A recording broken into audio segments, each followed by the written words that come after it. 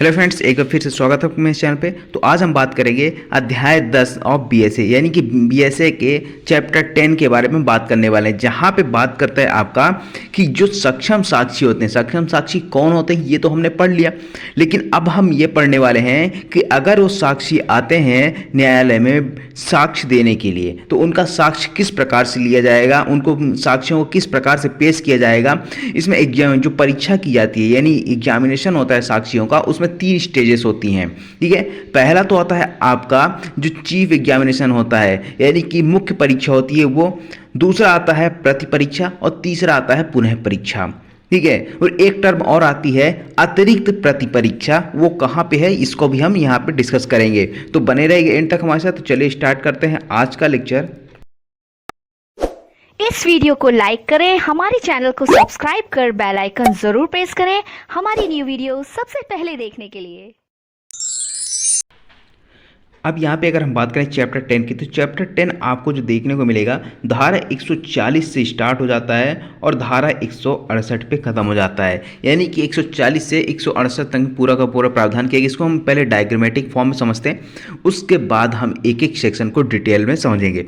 तो सबसे पहली चीज़ हम कि 4 भागों में डिवाइड करते हैं।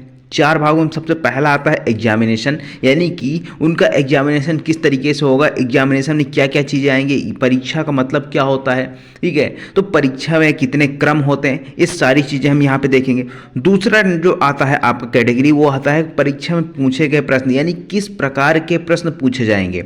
जो विटनेस आते हैं वो उन विटनेस से कैसे कैसे सवाल पूछे जा सकते हैं और कैसे नहीं पूछे जाएंगे। उचित प्रश्न क्या होता है, अनुचित प्रश्न क्या होता है, ये सारी चीज़ें कवर करेंगे। उसके बाद तीसरा आता है आपका किस उद्देश्य के लिए परीक्षा।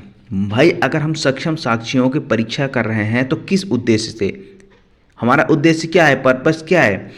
उसके बाद आता है न्यायाधीश की शक्ति, यानी कि जो हर जज साहब हैं उनकी एक पावर बता देता है, सेक्शन 168, ये अलग ही धारा है।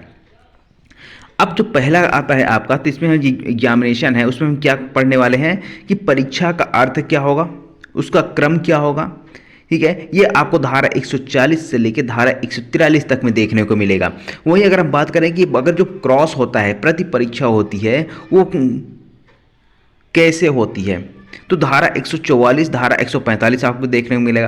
प्रति परीक्षा में कैसे प्रश्न नहीं पूछने चाहिए वो आपको धारा 152 से धारा 155 तक में देखने को मिल जाएगा। वहीं अगर हम बात करें दूसरे कैटेगरी की, जहाँ पे पूछा जाता है कि परीक्षा में कैसे प्रश्न पूछे जा सकते हैं, तो यहाँ पहले आता है आपका लीडिंग क्वेश्चन, यानी कि सूचक प्रश्न। ये क्या होता है आपको, ये 146 में बताया गया है कि सूचक प्रश्न क्या होते हैं और कौन पूछ सकता है, कौन नहीं पूछ सकता, कब पूछे जा सकते हैं, ये आपको सारी चीज़ें 146 में आपको देखने को मिलेगी। वहीं अगर हम इंडियन एविडेंस एक्ट की बात करें पुराने वाले की, तो वो 3 सेक्शन में ये बताया गया था, अब तीनों सेक्शन को एक सेक्शन में कर दिया कि सेक्शन 146 में कर दिया गया है। अब प्रश्न की प्रकार की बात करते हैं तो सेक्शन 146, 149 और 151 में बताया गया है। यहाँ पे बताया गया है कि लीडिंग क्वेश्चन क्या होते हैं, साथ ही साथ आपका विधि पूर्ण प्रश्न क्या होता है, सेक्शन 149 बताता है। और सेक्शन 151 बताता है कि कुछ ऐसे प्रश्न जहां पे न्यायालय डिसाइड करेगा कि साक्षी को उत्तर देने के लिए विवश किया जाए या ना किया जाए, तो 151 बात करता है। वहीं अगर नेक्स्ट आता है आपका पक्षद्रोही साक्षी, आपने सुना होगा हॉस्टाइल विटनेसेस के बारे में। ठीक है, तो कुछ विटनेस ऐसे आते हैं जो हॉस्टाइल हो जाते हैं, जैसे क्रिमिनल मामले बहुत सारे होते हैं। क्रिमिनल मामले जब पुलिस क्या करती है, बयान दर्ज करती है, तो बयान में तो कुछ और बताते हैं, लेकिन जब यहाँ पे न्यायालय में पहुँचते तो न्यायालय में जब साक्ष्य होता है तो वो मुकर जाते हैं, ये बोल देते हैं कि मुझे नहीं पता ये बयान पुलिस वालों ने कैसे लिख लिया। तो यहाँ पे जब वो मुकर जाते हैं तो क्या कहलाते हैं, हॉस्टाइल विटनेस कहलाते हैं। 157 और 158 में प्रावधान देखने को मिलेगा। अब अगर हम बात करें पर्पस की, तो जो एग्जामिनेशन होता है किस पर्पस के लिए होता है, तो साक्ष्य की संपुष्टि के लिए, जो हम एविडेंसेस आते हैं उसकी कॉरोबोरेशन के लिए, सेक्शन 159 से 161। उसके बाद आता है स्मृति ताज़ा करने के लिए, यहाँ पे प्रावधान किया गया है सेक्शन 162 से 164 के बीच में, जब उनका एविडेंस होता है तो वहाँ पे स्मृति ताज़ा करने के लिए दस्तावेज दिखाए जा सकते हैं। दस्तावेज पेश करवाने के लिए कुछ विटनेस आते हैं जिनको दस्तावेज पेश करने के लिए भी बोला जा सकता है। 165 से 167 में ये प्रावधान किया गया है। अब एक सेक्शन लास्ट बचता है न्यायाधीश की शक्ति के बारे में, इसको हम ऑलरेडी डिस्कस कर चुके हैं, सेक्शन 168, इसको डिटेल में हम डिस्कस करेंगे। ठीक है, अब सबसे पहली कैटेगरी हमारी आती है एग्जामिनेशन की। तो सबसे पहली चीज़ तो यहाँ पे जब हम एग्जामिनेशन देखेंगे तो एग्जामिनेशन के अंतर्गत हम क्या देखने वाले हैं, सबसे पहले तो परीक्षा का अर्थ और क्रम देखेंगे, जहाँ पे 142 जो बात करता है आपका अर्थ के बारे में, अर्थ बताता है। आप बात करोगे कि 140 41 बाद में क्यों है, तो पहले इसलिए है क्योंकि यहाँ पे जो परीक्षा की बात की जा रही है ना, तो परीक्षा में आपका मुख्य परीक्षा, प्रति परीक्षा और साथ ही साथ पुनः परीक्षा, 3 परीक्षाओं की बात करता है। तो सबसे पहला अर्थ जो है आपको 142 में देखने को मिलेगा। अब इनका क्रम क्या होगा, यानी कि पहले मुख्य परीक्षा होगा कि प्रति परीक्षा होगा कि पुनः परीक्षा होगा, ये कौन बताता है, ये बताता है आपका सेक्शन 143 यानी कि 143 बताता है। वहीं अगर बात करें तो यहाँ पे धारा 140 की बात करें तो कहता है कि साक्षियों का पेश करना, यानी जो साक्षी आएंगे, विटनेस आएंगे, उनको किस तरीके से पेश किया जाएगा, उनके ऊपर कौन सा लॉ यहाँ पे विनियमित करेगा, ठीक है, किस लॉ का विनियमन होगा, उनके गवर्न करेगा। तो इसके बारे में बताता है आपका साक्ष्यों के पेशकरण के बारे में। उसके बाद आता है धारा 141 जो बात करता है साक्ष्य की ग्राह्यता के बारे में। अब विटनेस आ रहे हैं, साक्षी आ रहे हैं, साक्ष्य दे रहे हैं, लेकिन उनका साक्ष्य ग्राह्य होगा, एडमिसिबल होगा या नहीं, ये कौन डिसाइड करेगा, ये डिसाइड करेगा न्यायालय। ये आपका 141 में बताया गया है। उसके बाद आता है क्रॉस के बारे में। तो क्रॉस में सबसे पहला सेक्शन 144 आता है, जहाँ पे कहता है सम्मानित व्यक्ति से प्रतिपरीक्षा नहीं होगी। अब कौन से सम्मानित व्यक्ति से, जिनको दस्तावेज पेश करने के लिए बोला गया हो, यानी कि जिनको दस्तावेज पेश करने के लिए बुलाया गया है और वो दस्तावेज अगर पेश करते हैं तो उनका क्रॉस नहीं किया जाएगा। सिर्फ इस बात के लिए कि वो दस्तावेज पेश कर रहे हैं इसलिए उनका क्रॉस नहीं किया जाएगा। कब तक क्रॉस नहीं किया जाएगा, जब तक उनको एज अ विटनेस नहीं बुलाया जाता है। उसके बाद आता है सेक्शन 145 जो कहता है कैरेक्टर का साक्ष्य देने वाले का प्रतिपरीक्षा, यानी अगर कोई पर्सन आता है और कैरेक्टर के बारे में बताता है, किसी की सील के बारे में बताता है, तो यहाँ पे उसका क्रॉस किया जा सकता है। 148 कहता है पूर्वतन लेखबद्ध कथनों की प्रतिपरीक्षा, यानी कि फॉर्मर स्टेटमेंट है उसका कॉन्ट्राडिक्शन की बात करता है, उसमें क्रॉस की बात करता है। जैसे मान लीजिए ए नाम का विटनेस आता है और ए ने क्या किया था, पहले कुछ और गवाही दी थी, इसका जो गवाही दिया था उसका कथन लेखबद्ध किया गया था। अब बाद में जब साक्ष्य देने आ रहा है तो उसका जो फॉर्मर स्टेटमेंट है यानी कि पूर्वतन लेखबद्ध कथन है, तो उसके बारे में प्रतिपरीक्षा करने की बात करता है। तो सेक्शन 148 यहाँ पे कॉन्ट्राडिक्शन की बात करता है, कॉन्ट्राडिक्ट किया जा सकता है। उसके बाद आता है थर्ड कि यहाँ पे न्यायालय के समक्ष जो प्रश्न पूछे जाते हैं, कुछ प्रश्न ऐसे होते हैं जिनको न्यायालय डिसाइड करता है कि जो प्रश्न पूछे गए हैं वो उचित है या अनुचित है, यानी कि वो प्रश्न सही है या नहीं है, उनको पूछा जा सकता है नहीं पूछा जा सकता, ये आपका सेक्शन 151 डिसाइड करता है। उसके बाद 152 153 इसी से रिलेटेड आपको देखने को मिलेगा। यहाँ पे कहता है कि जो आपके 151 में निर्दिष्ट प्रश्न हैं उनको कैसे पूछा जाएगा, उनको पूछा जाएगा कि नहीं पूछा जाएगा, किन आधारों पर पूछा जाएगा, ये आपका 152 बताता है। और साथ ही साथ अगर यहाँ पे कुछ ऐसे बिना आधारों के अगर क्वेश्चन पूछे जाते हैं तो उसके लिए क्या कार्रवाई होती है, 153 बताता है आपका। आगे समझ में, इसके आगे की भी कुछ सेक्शन है, 157 तक के सेक्शन हम यहाँ पे कवर करने वाले हैं, ठीक है, 156 तक के। अब चलिए देखते हैं आपका बेयर एक्ट में। तो सबसे पहला सेक्शन जो आता है आपका वो क्या है, सेक्शन 143। सेक्शन 143 जो आपका 137 में हुआ करता था, कहाँ पे, इंडियन एविडेंस एक्ट पुराने वाले में। अब जो यहाँ पे बीएसए आ चुका है, बीएसए में आपका धारा 143 में बताया गया कि साक्ष्यों की जो परीक्षा की जाती है उसमें क्या क्या स्टेजेस होते हैं और वो स्टेजेस क्या कहलाती हैं। पहला आता है आपका मुख्य परीक्षा जो चीफ एग्जामिनेशन की बात करता है, चीफ की बात करता है। यहाँ पे कहता है कि किसी साक्षी को जो उसे बुलाता है उसके द्वारा परीक्षा करना मुख्य परीक्षा कहलाता है। अब इन तीनों को यहाँ पे एक एग्जाम्पल से समझते हैं, ठीक है।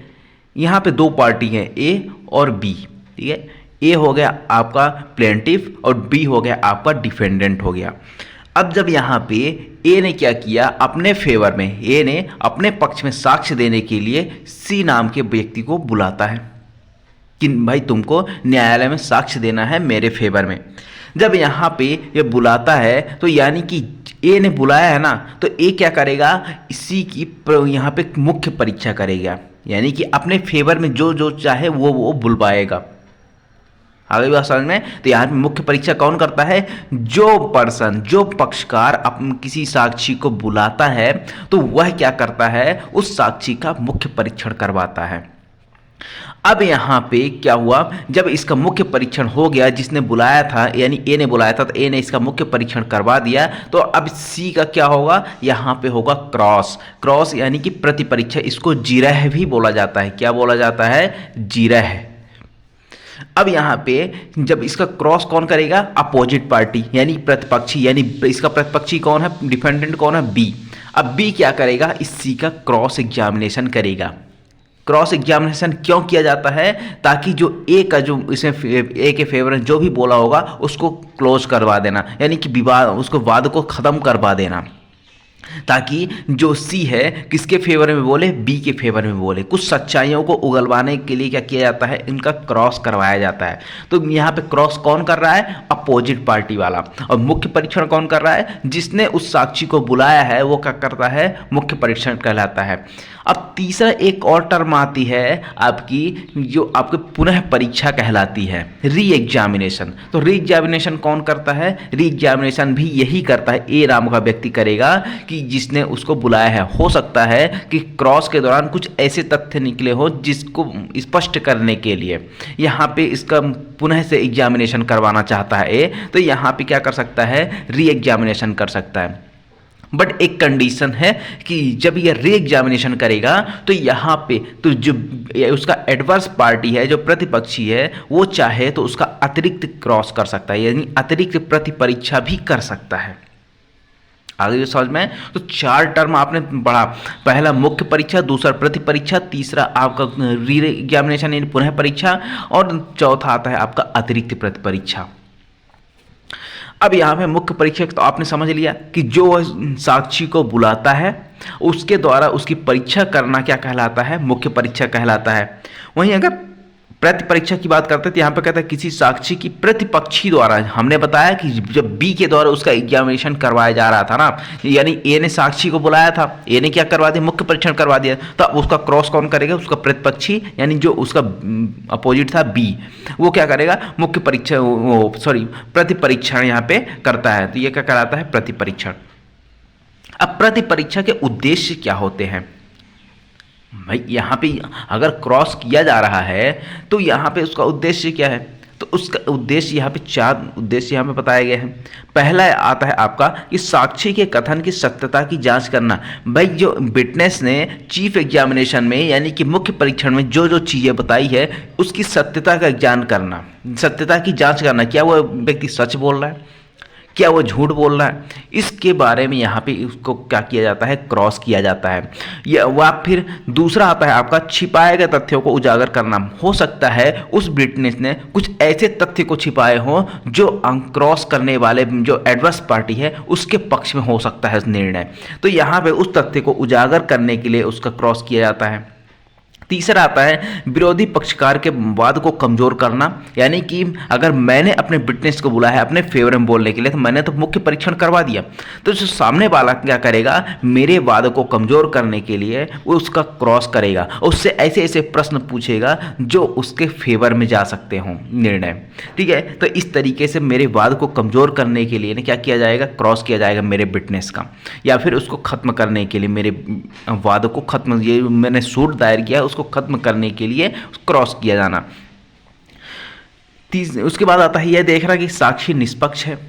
भाई ये भी तो देखना पड़ेगा कि जो विटनेस है उसने निष्पक्ष रूप से साक्ष्य दिया है या नहीं दिया है, इसकी भी जांच करने के लिए उसी से रिलेटेड एक केस भी है, करतार सिंह बनाम पंजाब राज्य 1994 का मामला था। यहाँ पे कहता है कि साक्षी द्वारा मुख्य परीक्षा में जो परिसाक्ष्य दिया गया है उसकी सच्चाई का पता लगाने के लिए, जैसा मैंने अभी बताया कि साक्षी ने यहाँ पे पहला कंडीशन मैंने क्या बताया था, पहला उद्देश्य कि साक्षी के कथन की सत्यता की जाँच करना, तो वही चीज़ यहाँ पे बताता है कि अगर मुख्य परीक्षा में उसने जो साक्ष्य दिया है उसकी सच्चाई का पता लगाना, क्या वो सच बोल रहा है, झूठ बोल रहा है, कैसा के कुछ तथ्य को छुपा रहा है, इसके बारे में जांच करना।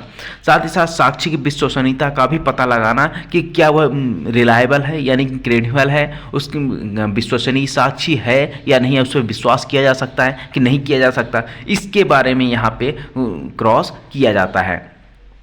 आई होप आपको यहाँ पे इतनी सारी चीज़ें समझ में आ गई होंगी कि प्रति परीक्षा क्या होता है, मुख्य परीक्षा क्या होता है, प्रति परीक्षा के उद्देश्य क्या होते हैं। अब बात करते हैं पुनः परीक्षा की। तो पुनः परीक्षा में क्या आता है कि परीक्षा के पश्चात किसी साक्षी का जिसने उसे बुलाया है, मैंने अभी बताया था कि जैसे ए ने क्या किया था, बुलाया था तो उसने मुख्य परीक्षण कराया था अपने साक्षी का। अब जब क्रॉस हो जाता है तो उसके बाद अगर जिसने बुलाया था साक्षी को, अगर वो चाहे तो यहाँ पे पुनः परीक्षा भी कर सकता है। पुनः परीक्षा यहाँ क्यों की जाती है, यहाँ पे उसका उद्देश्य क्या है कि मुख्य परीक्षा की कमी को दूर करना। हो सकता है मुख्य परीक्षा में कुछ बातें छूट गई हो और वह ना पूछ पाया हो, तो उसको क्या करेगा, उस असंगतता को दूर करने के लिए, असंगत बातों को स्पष्ट करने के लिए, उस कमी को दूर करने के लिए पुनः से यहाँ पे क्या करता है, आपका पुनः परीक्षा करवाता है। ठीक है। अब ऐसी कौन सी असंगतता रही होगी, कौन सी कमी रही होगी, हो सकता है उसको प्रति परीक्षा के दौरान पता चली हो कि यहाँ पे अभी तो और कुछ पूछना बाकी था, प्रति परीक्षा में कुछ असंगतता है, उसको स्पष्ट करना है, तो उसको स्पष्ट करने के लिए पुनः परीक्षा की जाती है। आ गई बात समझ में। अब ये तो आपने समझ लिया कि ये जो होता क्या है, परीक्षा होती क्या है। अब इसका क्रम क्या होगा ये बताता है आपका सेक्शन 144। 144 क्या कहता है कि साक्षियों से प्रथमतः मुख्य परीक्षा, यानी जब साक्षी, कोई भी साक्षी, सक्षम साक्षी, कोई भी साक्षी नहीं, कौन सा साक्षी, जो सक्षम साक्षी होगा, उसकी क्या की जाएगी, पहले मुख्य परीक्षा की जाएगी। उसके बाद अगर प्रतिपक्षी चाहे तो उसका प्रति परीक्षा कर सकता है, और उसके बाद अगर यहाँ पे ज़रूरत हो तो फिर यहाँ पे जो जिसने बुलाया साक्षी को उसकी पुनः परीक्षा कर सकता है। आगे समझ में। तो ये मुख्य परीक्षा और प्रति परीक्षा होती है वो सुसंगत तथ्यों से संबंधित होगी। किससे संबंधित होगी, जो आपका रिलेवेंट फैक्ट है, मामले से रिलेवेंट फैक्ट है, उसी के बारे में आपकी मुख्य परीक्षा की जाएगी और प्रति परीक्षा की जाएगी। किंतु यहाँ पे प्रति परीक्षा के बारे में एक चीज़ और बताता है, वो क्या कहता है कि किंतु प्रति परीक्षा का उन तथ्यों तक सीमित रहना आवश्यक नहीं है जिनकी साक्षी ने अपनी मुख्य परीक्षा। अब यहाँ पे जो एडवर्स पार्टी है सिर्फ उतने ही तक ही सीमित नहीं है कि उसने मुख्य परीक्षा में जो जो बातें बताई है सिर्फ उसी के बारे में यहाँ पे एडवर्स पार्टी उससे पूछे, प्रतिपक्षी उससे पूछे, ऐसा नहीं है। यहाँ पे हो सकता है कुछ और भी चीज़ें पूछी जा सकती है। मुख्य परीक्षा का परिसाक्ष्य तक सीमित नहीं रहेगा जो एडवर्स पार्टी है, उससे और भी चीज़ें, क्योंकि उसकी विश्वसनीयता को परखना है ना। अगर उसके विश्वसनीयता को परखना है तो उससे हट के कुछ और क्वेश्चन पूछने पड़ेंगे। तो यहाँ पे वही चीज़ कहता है कि यहाँ तक प्रति परीक्षा जो है मुख्य परीक्षा तक ही सीमित नहीं है, उससे आगे भी जा सकते हैं, ये उससे अलावा भी बहुत सारी चीज़ें पूछा जा सकता है। अब यहाँ पे मैंने बताया था, एक टर्म बताई थी अतिरिक्त प्रति परीक्षा। तो यहाँ पे कहता है कि अगर पुनः परीक्षा की गई है ना, तो उसके बाद अगर एडवर्स पार्टी चाहे, जो प्रतिपक्षी चाहे, जो अपोजिट वाला वकील है वो चाहे, तो उस साक्ष्य की अतिरिक्त प्रति परीक्षा भी कर सकता है।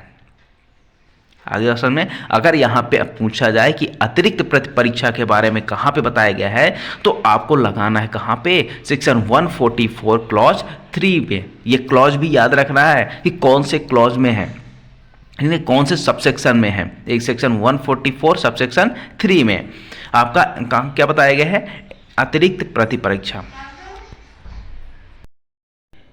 अब बढ़ते हैं अपने अगले सेक्शन की ओर। तो हमारा अगला सेक्शन है सेक्शन 140 यानी 140। यहाँ पे क्या बताया गया है, साक्षियों के पेशकरण के बारे में, यानी जब विटनेस आते हैं न्यायालय में तो उनको किस तरीके से पेश किया जाएगा, उनके बारे में क्या नियम कानून है वो यहाँ पे बताया गया है। ठीक है। तो अब यहाँ पे कहता है कि साक्षियों के पेशकरण और परीक्षा के क्रम का सिविल और दंड प्रक्रिया से विधि और पद्धति द्वारा तथा विधि के अभाव में न्यायालय के विवेक द्वारा विनियमित होगा। अब यहाँ पे कहता है कि जब किसी साक्षियों को पेश करना हो और उनकी परीक्षाओं का क्रम जानना हो तो क्या करना पड़ेगा, तो आपको सिविल प्रक्रिया संहिता और दंड प्रक्रिया कौन सी अब लागू हो चुकी है, अब लागू हो चुकी है आपकी BNSS। तो BNSS या फिर सिविल प्रोसीजर कोड में जो भी यहाँ पे नियम कानून बताए होंगे, जो भी यहाँ पे क्रम बताया गया होगा, तो उसके अनुसार यहाँ पे क्या किया जाएगा, साक्षियों को पेश किया जाएगा और उनकी एक एक करके एक एक क्रम से क्या किया जाएगा, उनकी एग्जामिनेशन की जाएगी। अब एग्जामिनेशन का क्रम तो आपने पहले पढ़ लिया, हमने पहले ही पढ़ लिया कि पहले क्या होगा, आपका मुख्य परीक्षा होगा, फिर उसके बाद प्रति परीक्षा होगा, उसके बाद आता है आपका पुनः परीक्षा। जब पुनः परीक्षा होगी तो उसमें अतिरिक्त प्रति परीक्षा भी की जा सकेगी। ठीक है, अब यहाँ पे मान लीजिए, यहाँ पे एक चीज़ और कहता है कि यदि मान लीजिए सिविल संहिता में और या फिर दंड प्रक्रिया संहिता में अगर यहाँ पे कोई सा भी कानून नहीं बताया, कोई पद्धति नहीं बताई, कोई विधि नहीं बताई गई है, तो ऐसे विधि के अभाव में न्यायालय अगर जैसा चाहे उस तरीके से साक्षियों का एग्जामिनेशन ले सकता है, एग्जामिनेशन करवा सकता है, यानी परीक्षा उनकी ले सकता है। ठीक है, तो यहाँ पे न्यायालय के विवेक पर ये डिपेंड करता है, यानी डिस्क्रिशनरी पावर दे देता है। अब जब यहाँ पे साक्षी आते हैं, साक्षी अपना एक एक साक्ष्य प्रस्तुत करते हैं, साक्ष्य अपना कथन रिकॉर्ड करवाते हैं न्यायालय के समक्ष, तो न्यायालय क्या कर सकता है, न्यायालय यहाँ पे डिसाइड करेगा कि भाई आपने जो एविडेंस दिया है उसको हम एडमिसिबल बनाएं या ना बनाएं, उसको एडमिट करें या ना करें, उसको ग्राह्य है कि नहीं है, इसके बारे में निश्चय कौन करेगा, यहाँ पर न्यायाधीश करेंगे। तो यहाँ पे सबसे पहला सब सेक्शन आता है जो कहता है कि जब दोनों में से कोई पक्षकार, यानी कि चाहे आपका प्लेंटिफ हो चाहे डिफेंडेंट हो, ठीक है, या फिर मान लीजिए अगर आपका क्रिमिनल प्रोसीडिंग चल रहा है तो या तो अभियोजन पक्ष होगा या फिर आपका आरोपी होगा, तो इन दोनों में से किसी के द्वारा भी अगर जो भी साक्ष्य दिया जा रहा होगा तो न्यायाधीश क्या करेगा, उससे ये पूछ सकेगा कि यदि वह तथ्य साबित हो जाए तो किस प्रकार सुसंगत हो। यानी कि ए नाम का एक विटनेस आता है और विटनेस बताता है कि उसके पास क्या क्या डॉक्यूमेंट्स हैं और उस डॉक्यूमेंट को पेश करता है और उस डॉक्यूमेंट के कंटेंट्स को बताता है, तो न्यायालय उससे पूछ सकेगा कि भाई जो तुम्हारा ये कंटेंट है, यानी जो तुम दस्तावेज के कंटेंट बता रहे हो कि उस पर हस्ताक्षर थे, ठीक है, दोनों पार्टियों के, किसने लिखा था ये आप बता रहे हो, तो आप जो ये बता रहे हो तो उससे क्या साबित हो जाएगा भाई, इसका जो फैक्ट इन इशू होगा जो मामले का, उस किस प्रकार से साबित होगा और किस प्रकार से उससे रेलेवेंट है, ये क्वेश्चन जरूर पूछ सकता है। आगे बात समझ में, तो यहाँ पे यदि मान लीजिए न्यायाधीश समझता है कि वह तथ्य साबित हो गया तो सुसंगत होगा, यदि न्यायालय को यानी न्यायाधीश को यहाँ पे अगर पूरा कंफर्मेशन हो जाता है कि जो तथ्य यहाँ पे दिए जा रहे हैं साक्ष्य में वो रिलेवेंट हैं, ठीक है, साबित हो गया तो रिलेवेंट हो जाएगा, तो फिर यहाँ पे न्यायालय उसको क्या करेगा, उस साक्ष्य का ग्रहण करेगा, अन्यथा उसको एडमिसिबल नहीं बनाएगा, एडमिट नहीं करेगा। तो भाई जो भी साक्ष्य दिया जाता है किसके बारे में दिया जाता है, जो फैक्ट एंड इशू होता है उससे रिलेटेड, उससे रेलेवेंट साक्ष्य दिया जाता है। आपने पढ़ा होगा ना फैक्ट एंड इशू, या फिर आपका जो विवादक तथ्य या सुसंगत तथ्य उससे संबंधित साक्ष्य दिए जाते हैं। अगर यहाँ पे उससे कोई रेलेवेंसी ही नहीं है तो आप क्यों उसको साक्ष्य दोगे, क्यों एडमिसिबल होगा वहाँ पे। तो न्यायालय ये डिसाइड करता है कि अगर जो आप फैक्ट प्रस्तुत कर रहे हो अगर वो रेलेवेंट होगा साबित होने पे तभी आपका वो एडमिसिबल होगा एविडेंस, अदरवाइज यहाँ पे एडमिसिबल नहीं होगा। ये पहला सबसेक्शन हो गया। अब वहीं दूसरा सबसेक्शन क्या कहता है, यदि वह तथ्य जिसका साबित करना प्रस्थापित है, यानी कि जो तथ्य जिसको साबित करने की प्रस्थापना की जा रही है, यानी कि मैं बता रहा हूँ न्यायालय के समक्ष मैं ये एक फैक्ट है इसको प्रस्तुत करना चाहता हूँ, और ऐसा जिसका साक्ष्य किसी अन्य तथ्य के साबित होने पर ग्राह्य होता है, तो ऐसा अंतिम वर्णित तथ्य प्रथम वर्णित तथ्य के साक्ष्य दिए जाने के पूर्व साबित करना होगा। अब जैसे मान लीजिए दो यहाँ पे फैक्ट हैं, ठीक है, फैक्ट नंबर 1 और फैक्ट नंबर 2। अब मैं क्या करता हूँ, फैक्ट नंबर 1 को पेश करने की प्रस्तावना करता हूँ यहाँ पे न्यायालय से कि मैं इस तथ्य को पेश करना चाहता हूँ, इसके बारे में साक्ष्य देना चाहता हूँ, और लेकिन मैं ये भी कहता हूँ कि ये जो है ये दूसरे फैक्ट नंबर 2 पे ये डिपेंड है। तो फैक्ट नंबर 2 डिपेंड है, उस पर डिपेंड है, तो फैक्ट नंबर 2 को पहले साबित करना पड़ेगा। जैसे एग्जाम्पल लेते हैं, इसी का एग्जाम्पल इसमें दृष्टांत हुआ है, यह प्रस्थापना की गई कि एक ऐसी दस्तावेज की अंतर्वस्तु को जिसका खोई हुई होना कथित है, यानी कि मैं कहता हूं कि कोई डॉक्यूमेंट था वो खो गया है, I have lost it that document, तो वहां पे मैं उसकी एक प्रतिलिपि पेश करना चाहता हूं, प्रतिलिपि द्वारा उसको साबित करना चाहता हूं। तो यहाँ पे उसको पेश करने से पहले, यानी उस प्रतिलिपि को पेश करने से पहले मैं ये साबित करूंगा कि जो डॉक्यूमेंट था ओरिजिनल वाला मूल दस्तावेज था वो कहीं खो गया है, पहले तो मुझे ये साबित करना पड़ेगा। उसके बाद मैं प्रतिलिपि को यहाँ पे साबित करूँ, क्योंकि यहाँ पे जो प्रतिलिपि अगर मैं पेश कर रहा हूँ तो वो किसके ऊपर डिपेंड है, मूल दस्तावेज पे। अगर मूल दस्तावेज मैंने साबित कर दिया कि खो गया है, ठीक है, तो यहाँ पर मैं अगली यहाँ पे न्यायालय क्या कहेगा कि पहले आप साबित करो कि आपका मूल दस्तावेज खो गया है।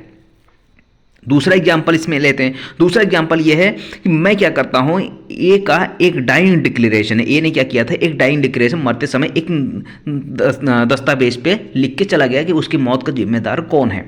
तो मैं उस दस्तावेज को क्या करता हूँ और न्यायालय के समक्ष पेश करता हूँ। तो न्यायालय पहले मुझसे कहेगा कि भाई जो ये तुम फैक्ट साबित करना चाहते हो कि इसका डाइंग डिक्लेरेशन है, तो पहले तो ये साबित करो कि वो व्यक्ति मर चुका है। तो कैसे साबित होगा, उसका डेथ सर्टिफिकेट हो सकता है कि नहीं, तो डेथ सर्टिफिकेट से ही तो साबित होगा वो मर गया है ना। तो पहले न्यायालय क्या कहेगा, पहले उसकी डेथ सर्टिफिकेट लाओ, उसके बाद हम डाइंग डिक्लेरेशन को एडमिट करेंगे, एडमिशन होना आएंगे। तो ये चीज़ हो जाती है आपकी कि जो चीज़ जिस पर डिपेंडेंट है, जिसके ग्राह्य होने पर ये साक्ष्य एडमिसिबल होगा, तो पहले उसको साबित करने की बात की जाएगी। आई होप आपको ये समझ में आया होगा, ठीक है, एडमिसिबल के बारे में। वहीं अगर हम तीसरा इसमें एक सब सेक्शन है, ये कहता है कि यदि एक अविकथित तथ्य की सुसंगति अन्य अविकथित तथ्य के प्रथम साबित होने पर निर्भर हो, तो न्यायाधीश अपने विवेकानुसार या तो दूसरे तथ्य के साबित होने के पूर्व प्रथम तथ्य का साक्ष्य दिया जाना अनुज्ञात कर सकेगा, या प्रथम तथ्य का साक्ष्य दिए जाने के पूर्व द्वितीय तथ्य का साक्ष्य दिए जाने। यानी कि यहाँ पर भी दो फैक्ट हैं, तो दो फैक्ट अगर प्रस्तुत किए जा रहे हैं ना, दोनों एक दूसरे पर डिपेंडेंट हैं, तो यहाँ पर न्यायालय चाहे तो पहला फैक्ट को पहले प्रूव करवा सकता है, या फिर वो चाहे तो दूसरे फैक्ट को पहले प्रूव करवा सकता है। तो न्यायालय की डिस्क्रिप्शन हो जाता है कि न्यायालय जो चाहे वो करवा सकता है। यानी कि अगर वो न्यायालय कहेगा कि पहले आप सेकंड वाले फैक्ट को प्रूव करिए, तो सेकंड वाले को प्रूव करना पड़ेगा। अगर फर्स्ट वाले को कहता है तो पहले फर्स्ट वाले को प्रूव करना पड़ेगा। इससे रिलेटेड एक केस है, कौन सा, वदीवेलु थरवर बनाम मद्रास राज्य 1957 का मामला है। अब यहाँ पे कहा गया था कि जब भी एविडेंस पेश किया जाता है, जब भी मौखिक साक्ष्य दिया जाता है, सुप्रीम कोर्ट ने क्या यहाँ पे वर्डिक्ट दिया था कि जब भी मौखिक साक्ष्य दिया जाता है तो 3 कैटेगरी होती है। 3 कैटेगरी कौन सी है, या तो उस साक्ष्य पे आप पूरी तरह से विश्वास कर सकते हैं, पूर्णतः विश्वसनीय होगा, या फिर पूर्णतः अविश्वसनीय होगा जिस पे आप भरोसा ही नहीं कर सकते हो। तीसरा आता है, तीसरी कैटेगरी ये आती है कि उसमें से जो फैक्ट यहाँ पे प्रस्तुत किए जा रहे हैं, जो साक्ष्य बताए जा रहे हैं, उसमें से कुछ तो यहाँ पे विश्वसनीय है कुछ तथ्य, लेकिन कुछ तथ्य अविश्वसनीय हैं। तो इस यहाँ पे कहता है कि अगर मान लीजिए ऐसा साक्ष्य दिया जाता है जो पूर्णतः विश्वसनीय है, जिसके आधार पर आप क्या कर सकते हैं, या तो दोष सिद्ध कर सकते हैं या दोष मुक्त कर सकते हैं, तो ऐसा साक्ष्य क्या होगा, एडमिसिबल होगा। वहीं अगर दूसरी बात की जाए तो अगर पूर्णतः अविश्वसनीय है तो ये क्या होगा, इनएडमिसिबल होगा, यानी कि यहाँ पे अग्राह्य होगा, ये साक्ष्य में एडमिसिबल नहीं होगा। तीसरे कंडीशन यहाँ पे आता है, कहता है कि ना तो पूर्णतः विश्वसनीय ना पूर्णतः अविश्वसनीय।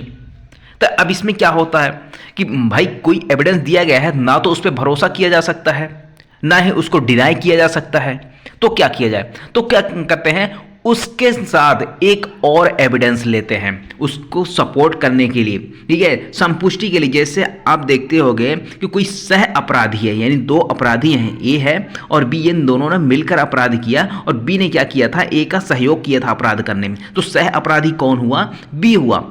जब यहाँ पे बी क्या हो जाता है, सह अपराधी बन जाता है, और वो क्या करता है कि कोई साक्ष्य देता है, किसके अगेंस्ट में, ए के अगेंस्ट में साक्ष्य देता है, तो क्या किया जाएगा, एक जो बी का यहाँ पे स्टेटमेंट है उसको पूरी तरह से भरोसा किया नहीं जा सकता। क्यों, क्योंकि ये स्वयं एक अपराधी है, इसने स्वयं मिलकर अपराध किए हैं। तो यहाँ पे क्या किया जाएगा, इसका स्टेटमेंट तो है ही है, साथ ही साथ इसकी संपुष्टि के लिए क्या किया जाता है, अदर एविडेंस भी लिए जाते हैं। तो यहाँ पे क्या किया जाएगा, अगर ऐसी कंडीशन में आ गया है, इस वर्ग में आ गया है कि ना तो पूर्णतः विश्वसनीय है और ना ही अविश्वसनीय है, तो उसके लिए क्या किया जाता है, एक संपुष्टि के लिए अन्य साक्ष्य लिया जा सकता है। यह है आपका वदीवेलु थरवर बनाम मद्रास राज्य 1957 का मामला था। अब चूंकि ये इंडियन एविडेंस एक्ट पुराने वाले से रिलेटेड है, और तो सेक्शन तो वही चीज़ है, सेक्शन तो वही है, कोई ज़्यादा चेंज तो हुआ नहीं है, तो यहाँ पे केस लॉ भी यहाँ आ सकते हैं। आ गई बात समझ में। अब बढ़ते हैं अगले सेक्शन की ओर। अब जहाँ पे दस्तावेज पेश करने के लिए किसी को बुलाया गया, ठीक है, न्यायालय ने क्या एक समन जारी किया। समन किस चीज़ के लिए जारी किया गया था, बी को, कि आप आएंगे और आपके पास जो एक दस्तावेज है, ठीक है। हो सकता है बी के कब्जे में कोई दस्तावेज है, तो दस्तावेज पेश करने के लिए क्या इसको समन भेजा गया, तो ये आता है न्यायालय के समक्ष और दस्तावेज को पेश कर देता है। ये क्रॉस के बारे में हम बात कर रहे हैं, ठीक है, प्रति परीक्षा के बारे में। तो यहाँ पे क्या करता है, बी क्या करता है, उस दस्तावेज को पेश कर देता है। तो जब यहाँ पे उसने न्यायालय में पेश कर दिया है तो इस व्यक्ति का क्रॉस नहीं किया जाएगा। क्यों नहीं किया जाएगा भाई इसका क्रॉस? क्योंकि दस्तावेज पेश कर रहा है ना, तो दस्तावेज पेश कर रहा है ना भैया, तो इसका क्रॉस नहीं किया जाएगा, क्योंकि उसको एविडेंस देने के लिए यानी साक्ष्य देने के लिए समन नहीं किया गया था। किस चीज़ के लिए उसको बुलाया गया था कि वो उसके पास कोई दस्तावेज है वो पेश करे। दस्तावेज जो अगर पेश करने के लिए सिर्फ यहाँ पे उसको नोटिस गई है ना, तो दस्तावेज वो किसी और के माध्यम से भी पेश करवा सकते। ये सी नाम के व्यक्ति को भेज सकते हैं कि न्यायालय में ये दस्तावेज जाके पेश कर दो। तो यहाँ पे क्रॉस का तो कोई सवाल ही नहीं उठता। तो क्रॉस कब किया जाएगा? जब उसको एज ए विटनेस बुलाया जाए। जब तक वह साक्षी के तौर पर नहीं बुलाया जाता उसका क्रॉस एग्जामिनेशन नहीं किया जाएगा, ये अनुज्ञेय नहीं होगा। ये सेक्शन 144 कहता है कि किसी दस्तावेज पेश करने के लिए सम्मानित व्यक्ति की प्रति परीक्षा। तो यहाँ पर डायरेक्टली डिनाई किया गया है कि अगर कोई दस्तावेज पेश करने के लिए किसी को बुलाया गया है ना, तो वहाँ पर उसका क्रॉस नहीं किया जा सकता है। क्रॉस तभी किया जाएगा जब उसको एज ए विटनेस बुलाया जाए साक्ष्य देने के लिए। ये तो हो गई प्रति परीक्षा की पहली धारा। दूसरी धारा आती है आपकी सेक्शन 145। सेक्शन 145 क्या कहता है? सील का साक्ष्य देने वाले साक्षी। अब ऐसे साक्ष्यों की बात करता है जो कैरेक्टर का साक्ष्य दे रहे हैं, चरित्र का साक्ष्य दे रहे हैं, तो उनका क्या किया जा सकता है? सील का साक्ष्य देने वाले साक्षियों को ना प्रति परीक्षा भी की जा सकती है, उनकी पुनः परीक्षा भी की जा सकती है। तो यहाँ पे मुख्य परीक्षा क्यों नहीं है? तो मुख्य परीक्षा इसलिए नहीं है क्योंकि अगर सील का साक्ष्य दे रहे हैं ना, तो वो तो पहले से ही मुख्य परीक्षा होगी ना। तो मुख्य परीक्षा होगी तभी तो उसका क्रॉस होगा। जब सील का साक्ष्य दे रहा है तो मतलब उसका क्या हो रहा है? उसका मुख्य परीक्षण हो रहा है। मुख्य परीक्षण हो रहा है तो उसका क्रॉस भी होगा। क्रॉस हो रहा है तो उसका पुनः परीक्षा भी की जा सकती है यदि यहाँ पे उसको करना हो तो। और पुनः परीक्षा होगी तो अतिरिक्त प्रति परीक्षा भी की जा सकती है। ये हुआ आपका प्रति परीक्षा के बारे में। अब बात करते हैं जब प्रति परीक्षा की जाती है तो यहाँ पे कुछ प्रश्न पूछे जाते हैं। तो किस तरीके के प्रश्न पूछे जा सकते हैं ये अब देखिए। सेक्शन 146 जो आपका सेक्शन 141, 142 और 143 ये 3 सेक्शन थे हमारे इंडियन एविडेंस एक्ट 1872 में। अब इसको एक ही सेक्शन में कर दिया गया है। कौन से सेक्शन में? सेक्शन 146 में कर दिया गया है। अब यहाँ पे सूचक प्रश्न एक शब्द आता है यानी कि लीडिंग क्वेश्चन। लीडिंग क्वेश्चन क्या होता है? लीडिंग क्वेश्चन वह क्वेश्चन होता है जो यहाँ पे परिभाषा देखते हैं कि कोई प्रश्न जो उत्तर को सुझाता है, यानी कि मैं आपसे कोई प्रश्न कर रहा हूं उसमें आंसर भी शामिल है। जैसे मैं अगर आपसे कहता हूं कि क्या आप 22/3/2024 को गोवा में गए हुए थे, आप बोलते हो हाँ या नहीं, तो मैंने क्या पूछा? आप गोवा में थे या नहीं थे, ये पूछ रहा हूं ना। तो मैं एक प्रकार से आपके आंसर भी तो सुझा रहा हूं कि कहाँ थे आप। तो ये क्या हो जाता है? एक लीडिंग क्वेश्चन हो जाता है। हाँ नहीं में जैसे जवाब देने होता है तो वो क्या हो जाता है? एक लीडिंग क्वेश्चन हो जाता है। तो यही चीज यहाँ पे कहता है जिसे पूछने वाला व्यक्ति जो पाना चाहता है। मैं अगर चाहता हूं कि आप बताओ कि गोवा में थे, तो मैं क्या पूछ रहा हूं कि क्या आप 25/3/2024 को गोवा में थे। तो मैं एक प्रकार से आंसर भी आपको सुझा रहा हूं, उत्तर भी सुझा रहा हूं और प्रश्न भी पूछ रहा हूं। दोनों चीज हो रही है ना। तो दोनों चीज अगर हो रही है ना तो ये क्या कहलाता है? लीडिंग क्वेश्चन कहलाता है, यानी कि सूचक प्रश्न होता है। आगे बात समझ में? अब यहां पे देखिए इसको 3 कैटेगरी में हम डिवाइड कर दिए। पहला आता है आपका कि ये जो सूचक प्रश्न है कब नहीं पूछा जाएगा। तो कब नहीं पूछा जाता है? आपका जो मुख्य परीक्षा होता है और पुनः परीक्षा होता है। यानी मुख्य परीक्षा पुनः परीक्षा कौन करता है? वह व्यक्ति करता है जो विटनेस को बुलाता है, यानी कि जो साक्षियों को बुलाता है अपने फेवर में उसका साक्ष्य देने के लिए। वो क्या करता है? मुख्य परीक्षा पुनः परीक्षा करता है। तो वो लीडिंग क्वेश्चन नहीं कर सकता। तो लीडिंग क्वेश्चन कौन कर सकता है? जो क्रॉस करेगा, यानी जो प्रति परीक्षा करता है ना, वो क्या कर सकता है? जो प्रतिपक्षी होते हैं वो लीडिंग क्वेश्चन भी पूछ सकते हैं, यानी कि क्रॉस एग्जामिनेशन में लीडिंग क्वेश्चन पूछे जा सकते हैं। लेकिन वही चीफ और री एग्जामिनेशन में कोई भी सूचक प्रश्न नहीं पूछे जाएंगे। बट यहाँ पर भी एक्सेप्शन है, हर जगह आपको कुछ ना कुछ एक्सेप्शन मिलता है, तो यहाँ पर भी एक एक्सेप्शन है। यहाँ पे कहता है कि न्यायालय की अनुज्ञा से पूछा जा सकता है। न्यायालय की अनुज्ञा कब लेंगे? जैसे मैंने बी को क्या बुलाया था कि मेरे फेवर में क्या करना है, साक्ष्य देना। अब बी आया साक्ष्य देने, आया तो साक्ष्य देने, बट यहाँ पे वो मेरे फेवर में साक्ष्य ना देके वो प्रतिपक्षी के फेवर में साक्ष्य देने लगा, यानी कि हॉस्टाइल हो गया विटनेस। मैंने अपने फेवर में बोलने के लिए बुलाया था, साक्ष्य देने के लिए बुलाया था, लेकिन वो प्रतिपक्षी के उसमें फेवर में दे रहा है। तो अब मैं क्या करूंगा, न्यायालय से अनुज्ञा लूंगा कि मुझे लीडिंग क्वेश्चन पूछने हैं, तो मेरी उसके लिए अनुज्ञा दी जाए, आज्ञा दी जाए। तो फिर यहाँ पे लीडिंग क्वेश्चन पूछा जा सकता है, मुख्य परीक्षण में भी और पूरे परीक्षण में भी, बट अदरवाइज यहाँ पे नहीं पूछा जाएगा। दूसरा आता है एक उन बातों के बारे में जो पुनः स्थापना या निर्विवाद है, अनुज्ञा दे सकेगा सूचक प्रश्न के लिए, यानी कि जो ऐसे मामले, जो ऐसे बात के बारे में जो पहले से क्या है, इंट्रोडक्टरी है या फिर आपका अनडिस्प्यूटेड है, कोई डिस्प्यूट ही नहीं है उस चीज़ के बारे में, तो फिर यहाँ पे सूचक प्रश्न के लिए अनुज्ञा दी जा सकती है। यानी कि ऐसी बात, ऐसी मैटर के लिए जिसके लिए कोई यहाँ पे डिस्प्यूट ही नहीं है, पहले से डिसाइडेड है सारी चीज़ें, तो यहाँ पे सूचक प्रश्न पूछा जा सकता है। ये हो गया। अब यहाँ पे आता है कॉन्ट्राडिक्शन के बारे में, सॉरी कॉन्ट्राडिक्शन तो 145 में। अब यहाँ पे देखते हैं सेक्शन 147। 147 क्या कहता है, लेखबद्ध विषयों के बारे में साक्ष्य। अब जैसे संविदा, अनुदान और संपत्ति के बारे में, ये जो हमने देखा था, जो संपत्ति, अनुदान और संविदा, अनुदान और संपत्ति के बारे में, ये हमने कहाँ पढ़ा था, एक सेक्शन हमने पढ़ा था। कौन से सेक्शन पढ़ा था कि जहां पे आपने देखा होगा कि संविदा, अनुदान और संपत्ति के बैन के बारे में हमने पढ़ा था, तो सेक्शन 94 ऑफ बीएसए, सेक्शन 94 में पढ़ा था ना, जहां पे ओरल एविडेंस को एक्सक्लूड किया जा रहा था डॉक्यूमेंट्री एविडेंस से। तो सेक्शन 94 ऑफ बीएसए में पढ़ा था ना संविदा, अनुदान वाले, तो उसी से रिलेटेड यहाँ पे भी शब्द लिखे हुए हैं। यहाँ पे कहता है कि यदि ए नाम का कोई व्यक्ति आता है, एग्जाम्पल से समझ रहे हैं, ठीक है, ए नाम का कोई व्यक्ति आता है, यह किसी कॉन्ट्रैक्ट, किसी ग्रांट या संपत्ति के डिस्पोजिशन के बारे में साक्ष्य दे रहा है जो डॉक्यूमेंट्री फॉर्म में थे। आ गया समझ में?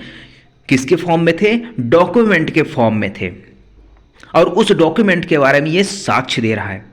तो यहाँ पे जो उसका एडवर्स पार्टी होगा, एडवर्स पार्टी क्या कर सकता है, यहाँ पे ऑब्जेक्शन रेज कर सकता है कि जब तक ये जिस दस्तावेज के बारे में साक्ष्य दे रहा है उस दस्तावेज को पेश नहीं कर दिया जाता, तब तक इसका साक्ष्य नहीं माना जाएगा, इसका साक्ष्य नहीं लिया जाए। ये क्या कर सकता है, ऐसा ऑब्जेक्शन रेज कर सकता है। कब कर सकता है? जब किसी संविदा, अनुदान या संपत्ति के बैन के बारे में साक्ष्य दिया जा रहा हो। और ये संविदा, अनुदान, संपत्ति के बैन किस प्रकार में है, किस फॉर्मेट में हो, किसी दस्तावेज के फॉर्मेट में हो, तो फिर यहां पे ऑब्जेक्शन रेज कर सकता है। कौन रेज कर सकता है? प्रतिपक्षी। प्रतिपक्षी कौन हुआ? अगर प्लेंटिफ की ओर से साक्ष्य दे रहा है तो डिफेंडेंट ऑब्जेक्शन कर सकता है। डिफेंडेंट की ओर से यहां पे साक्ष्य दिया जा रहा है तो यहां पे प्लेंटिफ इसको ऑब्जेक्शन रेज कर सकता है कि पहले दस्तावेज तो पेश करिए, उसके बाद कंटेंट बताइए उसमें क्या था क्या नहीं था। तो ये चीज आ जाती है आपकी एक सेक्शन 147।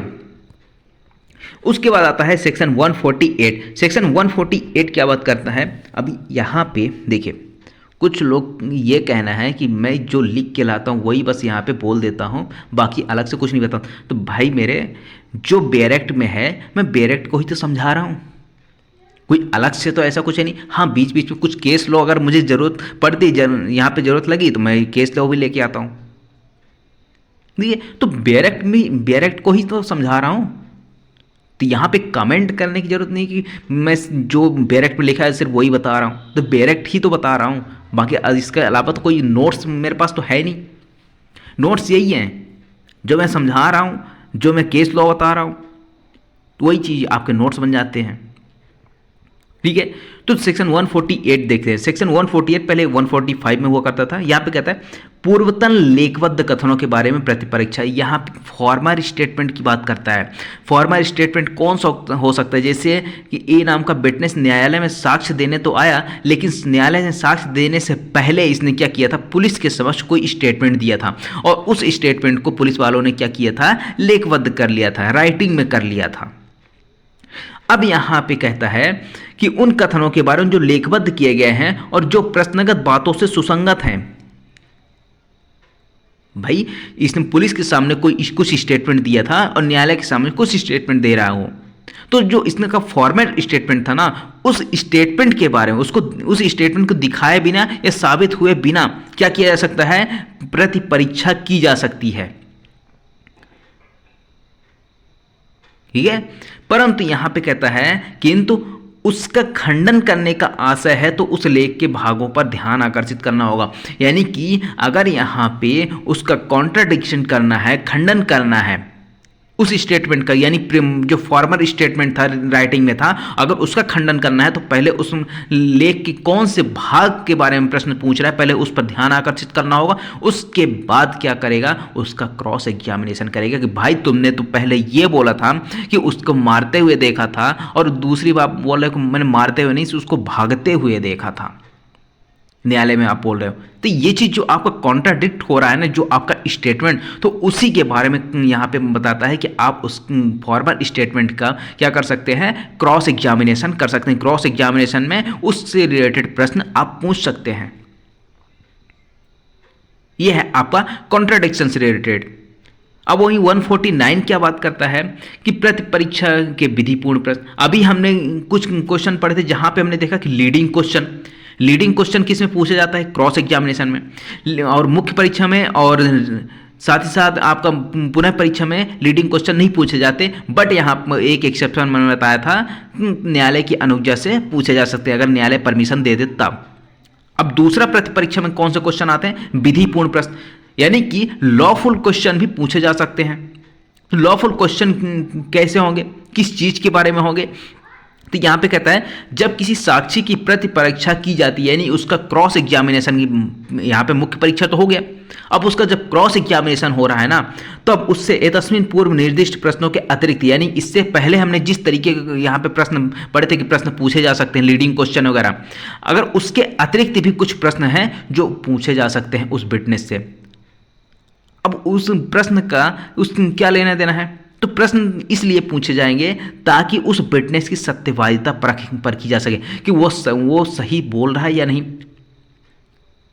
हो सकता है वो हर गवाही में झूठ बोलता हो, झूठी गवाही देता होगा, तो उसकी सत्यवादिता परखने के लिए लॉफुल क्वेश्चन किया जा सकता है।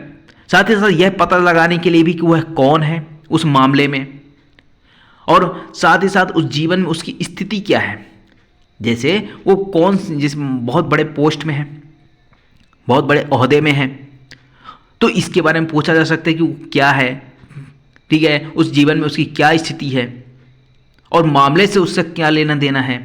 ये सारी चीज़ें पता लगाने के लिए क्या किया जा सकता है, लॉफुल क्वेश्चन किए जा सकते हैं। साथ ही साथ यहाँ पे कहता है कि उसके सील को दोष लगाकर, यानी कि उसके कैरेक्टर पर उंगली उठाकर कि भाई तुम तो बेईमान आदमी हो, तुम बहुत ही लीचड़ आदमी हो, गवाही दे रहे हो, बहुत झूठ बोल रहे हो, उसकी विश्वसनीयता पर, यानी कि उसके कैरेक्टर को पे ही उंगली उठा दी। कैरेक्टर पर उंगली उठाकर ना उसकी विश्वसनीयता को धक्का पहुंचाने वाले ऐसे कुछ प्रश्न हैं, उसको भी पूछा जा सकता है। और कैसे प्रश्न, जो उसको अपराध में फंसाने की प्रवृत्ति रखता हो या उसको शास्ति लगाने के लिए उच्छन्न करता हो। यानी कि मैं उससे ऐसे क्वेश्चन पूछ रहा हूँ, हो सकता है उस क्वेश्चन का आंसर अगर वो दे दे तो किसी अपराध में फंस जाएगा। क्रॉस एग्जामिनेशन किस चीज़ के लिए होता है, इसी चीज़ के लिए तो होता है कि सामने वाले को किसी न किसी तरीके से फंसा लेना अपनी बातों में, और जो मैं चाहता हूं वो बोले, तो यही तो क्रॉस एग्जामिनेशन है। अब वहीं अगर हम यहां पे एक प्रोविजो है, प्रोविजो क्या कहता है, बीएनएस की सेक्शन 64 to 71, यानी धारा 64 से लेकर धारा 71 तक के अधीन जो रेप से रिलेटेड मामले होते हैं, जो बलात्संग से रिलेटेड मामले होते हैं, वहाँ पे अगर ये क्वेश्चन है सहमति के बारे में कि जिसके साथ रेप हुआ था उसने अपनी सहमति दी थी, सेक्सुअल इंटरकोर्स करने के लिए उसने सहमति दी थी, अगर ये क्वेश्चन है और पीड़िता अगर मना कर देना, तो उसके जो पीड़िता के साधारण व्यभिचार और पूर्व लैंगिक अनुभव के बारे में नहीं पूछा जा सकेगा कि भाई तुम पिछली बार कब किए थे, क्या किए थे, कैसा किसके साथ किए थे, इसके बारे में कुछ भी नहीं पूछा जाएगा कि तुम्हारा काम ही यही है। इसके बारे में किसी भी तरीके का प्रश्न नहीं पूछा जाएगा उस पीड़िता से। और ये पूछना अनुज्ञेय नहीं होगा। न्यायालय यहाँ पे क्या करेगा, सीधा मना कर देगा कि आप ऐसा क्वेश्चन नहीं पूछ सकते कि उसका प्रीवियस सेक्सुअल जो एक्सपीरियंस है वो कैसा रहा है, उसका साधारण व्यभिचार कैसा है, उसके बारे में ये ऐसे क्वेश्चन नहीं पूछे जाएंगे। ये किसके बारे में है, सिर्फ रेप से संबंधित मामले जो धारा 64 से लेकर धारा 71 तक में बताए गए हैं। उसके बाद आता है धारा 150। धारा 150 कहता है साक्षी को उत्तर देने के लिए कब विवश किया जाए।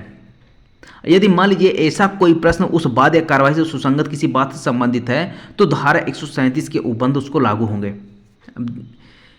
कोई ऐसा प्रश्न है, कोई ऐसा क्वेश्चन एराइज हो रहा है जो उस बात या कार्रवाई से सुसंगत है, रेलेवेंट क्वेश्चन पूछा जा रहा है, तो रेलेवेंट अगर क्वेश्चन पूछा जा रहा है ना तो साक्षी को उत्तर देना ही होगा।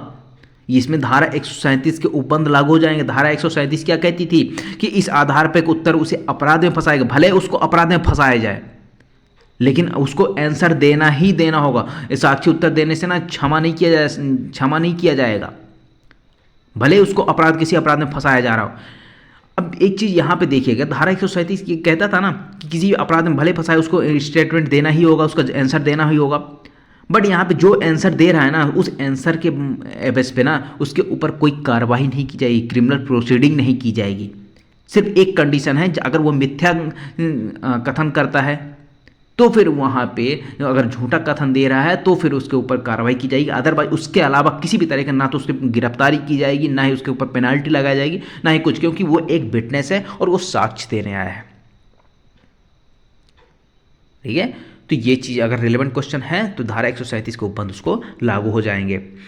उसके बाद आता है सेक्शन 151। सेक्शन 151 क्या कहता है कि न्यायालय विनिश्चित करेगा कि कब प्रश्न पूछा जाएगा, साक्षी को उत्तर देने के लिए कब विवश किया जाएगा।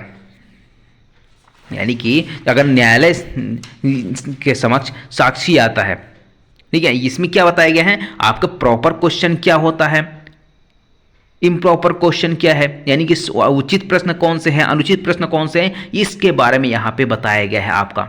यहाँ पे कहता है यदि ऐसा कोई प्रश्न ऐसी बात से संबंधित है जो उस बात या वाद या कार्रवाई से सुसंगत नहीं है, यानी कि मैं ऐसा क्वेश्चन पूछ रहा हूं जो उस वाद या कार्रवाई से रेलेवेंट ही नहीं है। अगर रेलेवेंट नहीं है तो न्यायालय डिसाइड करेगा कि साक्षी उत्तर दे या ना दे।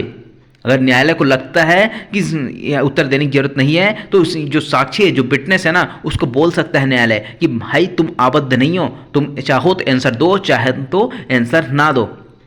क्यों? क्योंकि उस वाद कार्रवाई से रेलेवेंट ही नहीं है ना क्वेश्चन भाई।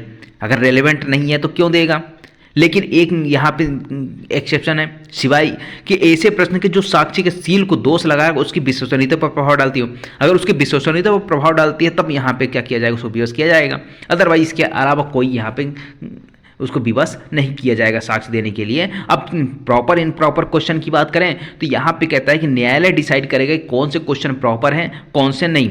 तो यहाँ पे 3-4 कैटेगरी बताई गई है। पहला कहता है कि यदि ऐसे प्रश्न उचित हैं जो ऐसी प्रकृति के हैं जो साक्षी के परिसाक्ष्य से साक्षी की विश्वसनीयता के बारे में न्यायालय की राय पर गंभीर प्रभाव डाले। जो विटनेस साक्ष्य दे रहा है और उससे जो क्वेश्चन पूछे जा रहे हैं, अगर उस क्वेश्चन का जवाब मिल गया, उस साक्षी ने आंसर दे दिया, ठीक है, तो उस आंसर से ना न्यायालय की राय पर बहुत गंभीर प्रभाव पड़ेगा। यानी कि न्यायालय को निर्णय देने में ना बहुत ही आसानी होगी। न्यायालय को बहुत अच्छे तरीके से समझ में आएगा कि मामला एक्चुअल में था क्या। तो यहाँ पे ऐसे क्वेश्चन को ना उचित क्वेश्चन माना गया है, उचित प्रश्न माना गया है, तो ये एडमिसिबल हो गए और ये इसका जवाब देना ही होगा उसको। दूसरा कहता है कि ऐसे प्रश्न अनुचित होंगे। कौन से प्रश्न अनुचित होंगे? जो न्यायालय की राय पर कोई प्रभाव नहीं। भाई अगर मैं कुछ क्वेश्चन पूछ रहा हूँ किसी विटनेस से और उसका कोई प्रभाव ही नहीं, अगर वो आंसर दे भी दे तो उसका कोई मतलब नहीं है, कोई यहाँ पे इफेक्ट पड़ने वाला ही नहीं है न्यायालय की राय पे, तो न्यायालय क्या कहेगा, भाई ऐसा क्वेश्चन अनुचित है, इससे कोई फर्क नहीं पड़ता, अब आगे बढ़िए। ठीक है, तो दूसरा क्वेश्चन पूछा जाएगा। या फिर मान लीजिए प्रभाव पड़ता है तो बहुत थोड़ी मात्रा में प्रभाव पड़ता है, इससे कोई फर्क नहीं पड़ने वाला है, तो यहाँ पे क्या है, ऐसे क्वेश्चन अनुचित होंगे। वहीं अगर 4th नंबर कहता है ऐसे प्रश्न अनुचित हैं यदि साक्षी के सील के विरुद्ध किए गए लांछन के महत्व और उसके साक्ष्य के महत्व के बीच भारी अनुपात है। यानी कि दूर दूर तक कोई संबंध ही नहीं है साक्षी के सील के विरुद्ध जो लांछन लगाया गया है उसमें, और जो साक्ष्य का महत्व है उन दोनों के बीच कोई संबंध ही नहीं है, दूर दूर तक बहुत भारी अनुपात है। तो यहाँ पर वो प्रश्न क्या हो जाएंगे, अनुचित हो जाएंगे। उसके बाद डी नंबर आता है, न्यायालय यदि वो ठीक समझे तो साक्षी के उत्तर देने से इनकार करने पर यह अनुमान लगा। अब मान लीजिए विटनेस से कुछ प्रश्न पूछे जाते हैं और यहाँ पे न्यायालय यह अनुमान लगा लेता है, अगर साक्षी इनकार कर देता है कि मैं इस सवाल का जवाब नहीं दूंगा, तो न्यायालय यह अनुमान लगा सकेगा, लगाएगा नहीं, ठीक है ना। यहाँ पे क्या है, में लगाया, शैल नहीं है, तो यहाँ पे अनुमान लगा सकेगा। क्या अनुमान लगाएगा कि यदि यह विटनेस उत्तर देता तो ये उसके प्रतिकूल होता, यानी उसके अगेंस्ट में होता, तो इसलिए वह साक्ष्य नहीं दे रहा है, ये अनुमान लगा सकता है।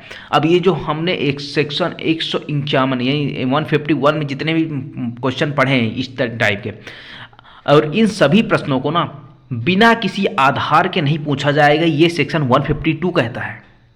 यहाँ पे कहता है युक्तियुक्त आधारों के बिना प्रश्न ना पूछा जाएगा। कौन से प्रश्न भाई नहीं पूछा जाएगा, ये तो बताओ। यहाँ पे कहता है धारा 151 के प्रश्न, धारा 151 में जितने प्रश्न बताए गए ना, कौन से प्रश्न उचित है कौन से अनुचित है। अगर उचित प्रश्न पूछने हैं तो यहाँ पर बिना युक्तियुक्त आधार के रीजनेबल ग्राउंड्स होने चाहिए कि भाई अगर मैं किसी से कुछ पूछ रहा हूँ तो उसका आधार क्या है। जैसे यहाँ पे दृष्टांत है, यहाँ कहता है अगर किसी साक्षी से जिसके बारे में कुछ भी ज्ञात नहीं, जैसे बी नाम का व्यक्ति यहाँ पे विटनेस है, ये साक्ष्य देने आया, इसके बारे में मुझे कुछ पता ही नहीं है, और मैं जाके इसको यहाँ पे इससे पूछता हूँ, साक्ष्य जब इसकी क्रॉस करता हूँ तो यहाँ पूछता हूँ क्या तुम डकैत हो, क्या तुम चोर हो, भाई इसके बारे में मुझे कुछ पता ही नहीं है, तो मैं क्या बोल रहा हूँ इसको, ये क्वेश्चन क्या है, अनुचित है। और बिना आधार के हैं, मेरे पास तो कोई आधार है नहीं, तो अगर यहाँ पे युक्तियुक्त आधार नहीं है, तो आधार के बिना मैं ऐसे क्वेश्चन कर रहा हूँ ना, तो ये क्या हो जाएंगे, ये अनुज्ञेय नहीं होंगे, ऐसे प्रश्न पूछे ही नहीं जाएंगे। ठीक है, तो जब भी एग्जामिन के प्रश्न पूछे जाएंगे, उचित प्रश्न पूछे जाएंगे ना, तो यहाँ पे एक युक्तियुक्त आधार होना चाहिए। आगे बात समझ में, ये आपका सेक्शन 152। और यहाँ पे अगर युक्तियुक्त आधारों के बिना अगर क्वेश्चन पूछ भी रहे हैं, कोई एडवोकेट अगर कुछ पूछता है ऐसा युक्तियुक्त आधार के बिना प्रश्न, तो उसके लिए क्या प्रक्रिया है, तो यहाँ पे 153, यहाँ पे तीनों सेक्शन ये एक दूसरे से कनेक्टेड है। ठीक है, तो युक्तियुक्त आधारों के बिना प्रश्न पूछे जाने की अवस्था में न्यायालय की क्या प्रक्रिया होगी। भाई न्यायालय कह रहा है कि वकील साहब आप ऐसे क्वेश्चन मत पूछिए जिसका कोई आधार ही नहीं है, फिर भी वकील साहब बार बार पूछ रहे हैं, तो यहाँ पे उस न्यायालय के द्वारा क्या किया जाएगा, उस न्यायालय के द्वारा ऐसे मामले की परिस्थितियों की एक रिपोर्ट बनाई जाएगी और रिपोर्ट को हाई कोर्ट में भेज दिया जाएगा। ठीक है, या फिर हाई कोर्ट में अगर नहीं भेजा जा रहा है तो उस वकील, वह जो वकील है वो जिस भी वृत्ति का प्रयोग करता है, जिस प्राधिकारी के अधीन वह वृत्ति का प्रयोग करता है, जिस अथॉरिटी के अंडर प्रैक्टिस कर रहा है, वहाँ पर रिपोर्ट की जा सकती है उस न्यायालय के द्वारा। तो युक्तियुक्त आधारों पर ही क्वेश्चन पूछे जाने चाहिए। सेक्शन 153 कहता है कि यहाँ पे आपके क्या किया जा सकता है, रिपोर्ट भी की जा सकती है। सेक्शन 154 ये क्या कहता है, अशिष्ट और कलंकात्मक, यानी ऐसे प्रश्न जो अशिष्ट हों, ठीक है ना, जो भद्दे प्रश्न हों, जो किसी के ऊपर कलंक लगाएं, तो ऐसे प्रश्न भी न्यायालय निषेध करेगा कि ऐसे प्रश्न आपको नहीं पूछने हैं। वहीं अगर 155 की बात करें तो यहाँ पे ये कहता है अपमानित या क्षुब्ध, यानी कि किसी को अपमान करने वाले प्रश्न, मैं किसी को प्रश्न पूछ रहा हूँ और उसको अपमानित करने के लिए या फिर उसको परेशान करने के लिए, तो फिर ऐसे भी प्रश्न यहाँ पे नहीं पूछे जाएंगे। ऐसे प्रश्नों को क्या कर देगा, न्यायालय निषेध कर देगा। उसके बाद आता है सेक्शन 156, यह कहता है सत्यवादिता परखने के प्रश्नों के उत्तरों का खंडन करने के लिए साक्ष्य का अपवर्जन। जब हम कोई क्वेश्चन किसी विटनेस से पूछते हैं और उसकी सत्यवादिता परखने के लिए क्या वह सही बोल रहा है कि नहीं, कहीं झूठ तो नहीं बोल रहा है, क्रॉस का तो उद्देश्य ही होता है ना सच्चाई को सामने लाना, तो उसकी सत्यवादिता परखने के लिए हमने क्या किया, उसके साथ कुछ क्वेश्चन किए। अब जबकि साक्षी से ऐसा प्रश्न पूछा गया हो जो उसके कैरेक्टर को यानी सील को क्षति पहुंचाकर उसकी विश्वसनीयता को धक्का पहुंचाने की प्रवृत्ति रखता हो, मैंने उसके कैरेक्टर पे उंगली उठाई और उसकी विश्वसनीयता के ऊपर उंगली उठाई कि तुम विश्वसनीय नहीं हो, रिलायबल नहीं हो, तुम्हारा जो साक्ष्य दिया जा रहा है बहुत ही घटिया है। ठीक है, और यहाँ पे यदि मान लीजिए उसने उत्तर दे दिया, मैंने ऐसा क्वेश्चन पूछा भी और जो विटनेस था उसने ऐसा आंसर दे भी दिया, तो जो उसने आंसर दिया है ना, उस आंसर का खंडन करने के लिए कोई साक्ष्य नहीं दिया जाएगा। ठीक है, मैंने विटनेस से जो भी उसकी विश्वसनीयता के ऊपर धक्का पहुंचाने की प्रवृत्ति वाले कुछ क्वेश्चन पूछे, उसके कैरेक्टर को उंगली उठाई, ठीक है, जो भी मैंने उससे प्रश्न पूछे उसने उसका जवाब दिया, तो उसने जो भी जवाब दिया हो ना, तो मैं उसका एविडेंस नहीं दे सकता हूँ, उसका खंडन करने के लिए एविडेंस नहीं दे सकता हूँ। किंतु यहाँ पे कहता है कि यदि मान लीजिए वह मिथ्या उत्तर देता है, गलत उत्तर देता है, झूठा उत्तर देता है, तो मिथ्या साक्ष्य देने का आरोप जरूर लगाया जा सकता है उसके ऊपर। तो मिथ्या साक्ष्य तो पहले भी यह था कि मिथ्या साक्ष्य अगर दे रहा है तो वहाँ पे उसके लिए कार्रवाई होगी, अदरवाइज कोई भी कार्रवाई उसके खिलाफ नहीं होगी अगर वो साक्ष्य दे रहा है तो। जैसे यहाँ पे एक दृष्टांत है, दृष्टांत कहता है किसी साक्षी से अगर पूछा जाता है क्या वह किसी ओहदे से बेईमानी के लिए पदच्युत किया गया था, यानी कि मैं उस विटनेस से पूछ रहा हूँ कि उसको मान लीजिए किसी पोस्ट पे था, जब मान लीजिए किसी गवर्नमेंट या प्राइवेट सेक्टर में कहीं भी काम करता है और वहाँ से उसको बेईमानी के लिए हटाया गया रहा होगा, मैं उससे पूछता हूँ कि क्या तुम्हें बेईमानी के लिए डिसमिस किया गया था क्या तुम्हें, और वो मना कर देता है, कहता है कि नहीं मुझे कोई भी यहाँ पे डिसमिसल नहीं हुआ था। बट यहाँ पे जो क्रॉस कर रहा है ना, वो ये साक्ष्य प्रस्तुत कर देता है कि भाई उसको यहाँ पे बेईमानी के लिए ना उसको डिसमिस किया गया था, ये साक्ष्य देता है, तो ये साक्ष्य एडमिसिबल नहीं होगा, क्योंकि उसका जो आंसर है ना उसका हम खंडन करने के लिए कोई साक्ष्य नहीं दे सकते हैं भाई। वो विटनेस है, विटनेस आ रहा है, बता रहा है, बस हो गया, और कुछ नहीं है इसमें। उसके बाद आता है अपवाद। अपवाद यहाँ पे कहता है कि जहाँ साक्ष्य दिया जा सकेगा, कहाँ पे दिए जा सकते हैं, दो अपवाद हैं। पहले तो कहता है कि खंडन के लिए कोई साक्ष्य नहीं दिया जाएगा, बट यहाँ पे दो चीज़ें हैं। अगर मान लीजिए पूर्व दोष सिद्धि के प्रत्याख्यान में, ठीक है, मैंने अगर किसी से पूछा क्या तुम्हें पहले भी पूर्व दोष सिद्धि हुई है, क्या तुमको सजा हुई है पहले चोरी के लिए, वो कहता है नहीं, तो मैं क्या कर सकता हूँ, इस पूर्व दोष सिद्धि को साबित कर सकता हूँ। ठीक है, तो पूर्व दोष सिद्धि को क्या किया जा सकता है, साबित किया जा सकता है। आप देखोगे धारा 334 BNSS भारतीय नागरिक सुरक्षा संहिता, वो कहता है कि पूर्व दोष सिद्धि कैसे साबित होगी। तो पूर्व दोष सिद्धि कैसे साबित होगी, भाई अगर उसको सजा हुई है तो यहाँ पे उसकी जजमेंट की कॉपी होगी, जजमेंट की कॉपी पेश कर दो, तो पूर्व दोष सिद्धि इसको भी यहाँ पे साबित की जा सकती है। दूसरा कि अगर उस साक्षी की निष्पक्षता पर अधिक्षेप करने वाले प्रश्न के प्रत्याख्यान में, यानी कि मैंने उससे ऐसे क्वेश्चन पूछे कि वहाँ पे उसकी निष्पक्ष है कि नहीं है, निष्पक्ष रूप से साक्ष्य दे रहा है कि नहीं दे रहा है, और वो डिनाई कर देता है, तो मैं उसको साबित करूंगा कि भाई ये निष्पक्ष नहीं है, पक्षपात कर रहा है। तो यहाँ पे उसका एक एग्जाम्पल देखते हैं। जैसे ए है, ठीक है, ए से पूछा जाता है कि क्या उसके परिवार और बी के बीच, यानी इसके परिवार और बी के बीच में कुल बैर नहीं रहा था, यानी कि कुटुंब में कोई बैर था कि नहीं था। ये कहता है कि मना कर देता है कि नहीं हमारा कोई बैर नहीं था।